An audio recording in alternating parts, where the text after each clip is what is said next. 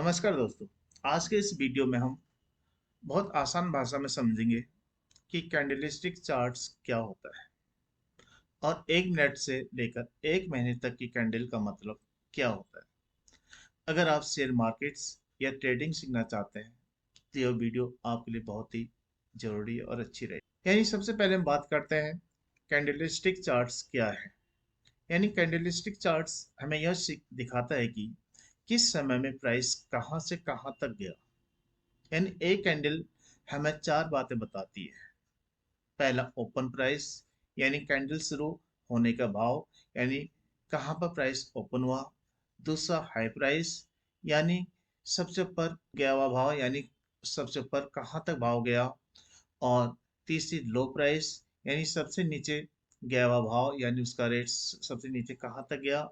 और चौथी चीज हमें बताती है क्लोज प्राइस, यानी कैंडल बंद होने का भाव, यानी कैंडल हमारे भाव कहाँ पर हो, कैंडल यानी मार्केट्स या स्टॉक्स बंद हुआ। हर कैंडल एक समय। अब हम बात करते हैं हरी और लाल कैंडल का मतलब क्या है। हरी कैंडल्स जो होती है वो भाव ऊपर गया, यानी खरीदने वाले ज़्यादा थे। और लाल कैंडल्स हमें ये दिखाती है कि भाव नीचे आया, यानी उसमें बेचने वाले यानी सेलर्स ज़्यादा थे। तो दो कैंडल से, यानी ग्रीन कैंडल में हमें, यानी जो बायर्स जब प्रेशर्स में दिखाते हैं तो हमारी ग्रीन कैंडल बनेगी, यानी बायर ज़्यादा है तो ग्रीन कैंडल्स, और यदि सेलर ज़्यादा है तो वहाँ पर रेड कैंडल्स बनती है। हम बात करते हैं कि टाइम फ्रेम क्या होता है, यानी कैंडल्स का टाइम फ्रेम्स क्या है। एक कैंडल कितने समय की जानकारी दिखा रही है। जैसे 1 मिनट की कैंडल 1 मिनट का भाव हमें दिखाती है, और एक दिन की कैंडल्स पूरे दिन का भाव में समझाती है, दिखाती है। अब एक एक करके सभी टाइम फ्रेम समझते हैं दोस्तों।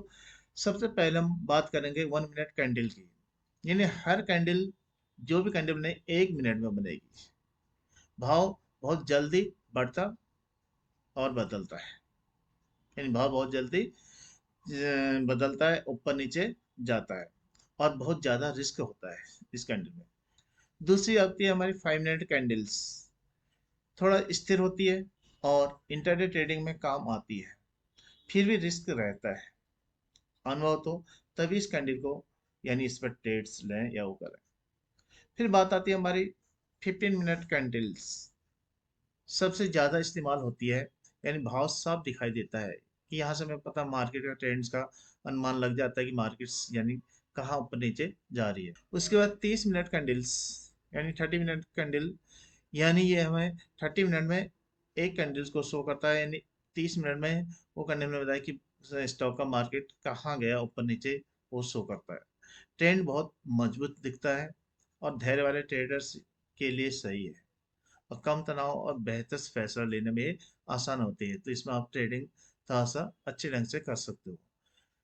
फिर बात आती है कि 1 घंटे की कैंडल्स, 1 आवर्स कैंडल, बड़ा और साफ ट्रेंड्स, इससे सपोर्ट रेजिडेंस अच्छे दिखते हैं। यानी 1 घंटे में जो कैंडल्स बन रही है, इस कैंडल 1 घंटे में जो स्टॉक का भाव ऊपर नीचे गया वो हमें इसको शो करता है।